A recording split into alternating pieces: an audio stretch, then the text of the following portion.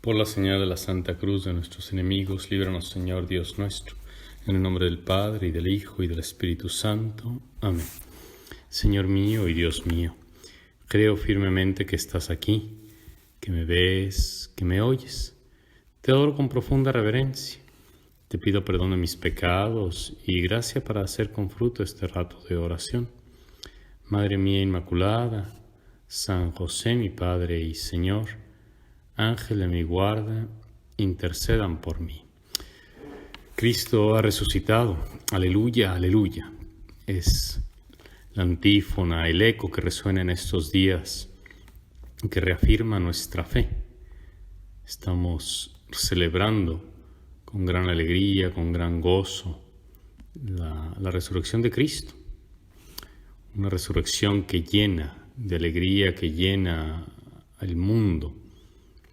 Sin lugar a dudas, vivimos este tiempo de Pascua, fijándonos a la vez en la resurrección, en el hecho mismo de la resurrección de Cristo, y en los tesoros, en el don inconmensurable que nos ha hecho a nosotros.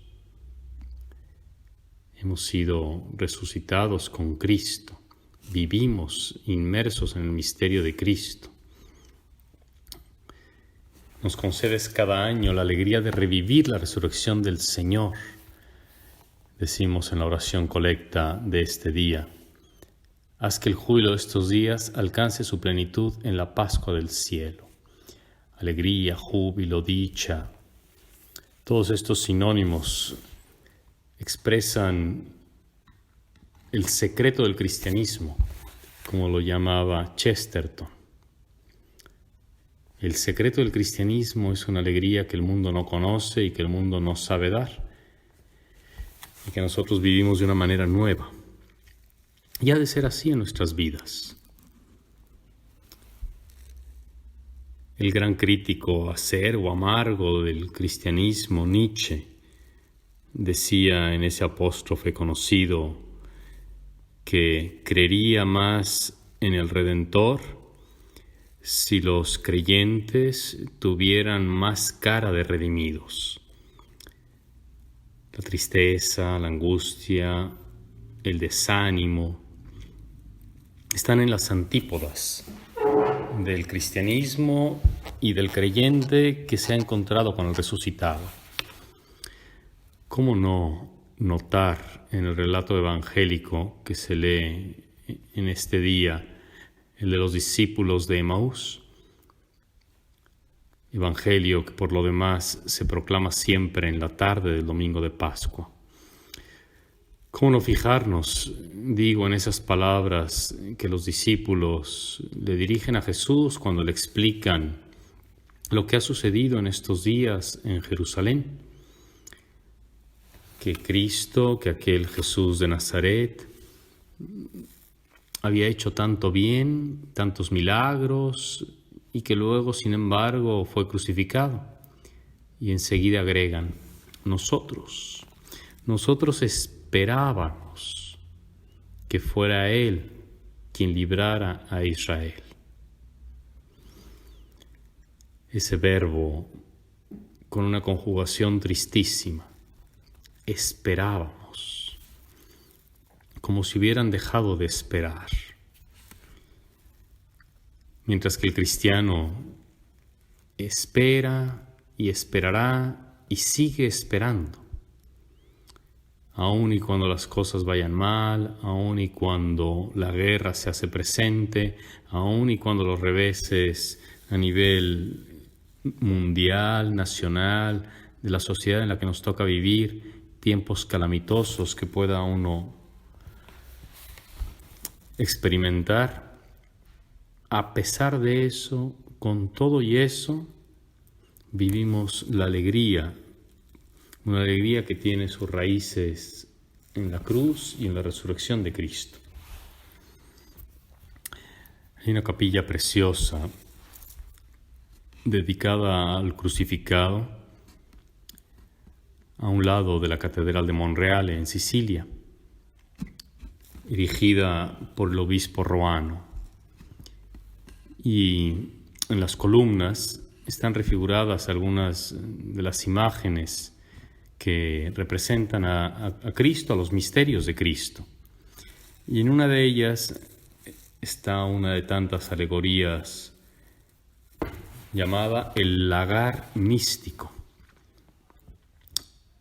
Es Cristo que está siendo como aplastado precisamente por la prensa del lagar, como si fuera él mismo un racimo de uvas, y abajo escurre el mosto, el jugo de uva que se convertirá en vino.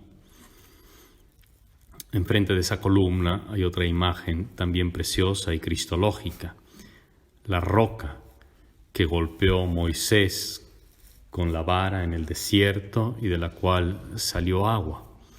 Y recordamos bien que el apóstol Pablo dice con toda claridad que esa roca era Cristo. Sin duda, aun y cuando la muerte de Cristo fue dolorosísima, era necesario que el grano de trigo muriese para que rompiéndose la humanidad del Redentor, saliera el buen licor de la divinidad, el Espíritu Santo, que nos fue donado alegre. Qué lentos de inteligencia, qué tardos para entender las Escrituras, les reprochará Jesús en el pasaje evangélico. Y comenzando por los profetas, les explicó todo lo que se refería al Mesías. ¿No era necesario acaso que el Cristo sufriera para entrar en su gloria? Y les explicó las Escrituras.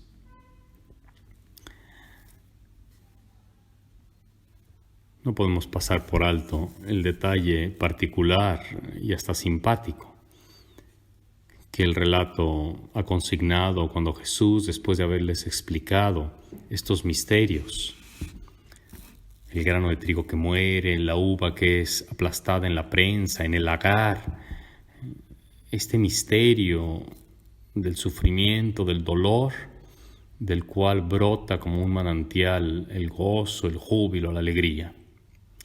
Digo un detalle. Cuando después de haberles explicado todas estas cosas, Jesús, según dice el texto evangélico, hizo como que seguía de largo. Cuando llegaban ya a la población, hizo como que pasaba de largo, como ya lo hiciera en aquella otra ocasión al caminar sobre las aguas, y fingía pasar de largo. Un toque como de sentido del humor de Cristo,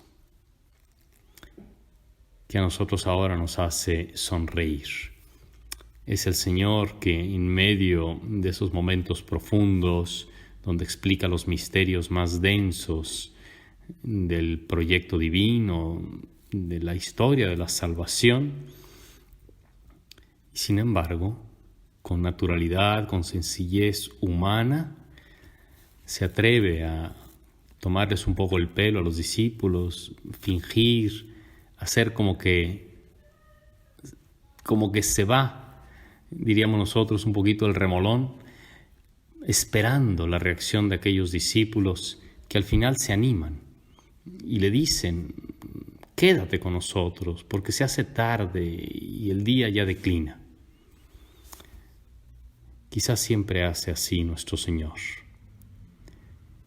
Finge que se va, finge que pasa de largo. Y nosotros podemos hacer nuestra la oración de los discípulos de Emaús. Quédate con nosotros, que se hace tarde, que la humanidad, el tiempo de la humanidad declina y parece que se hace oscuro y que ya no hay luz. Quédate con nosotros.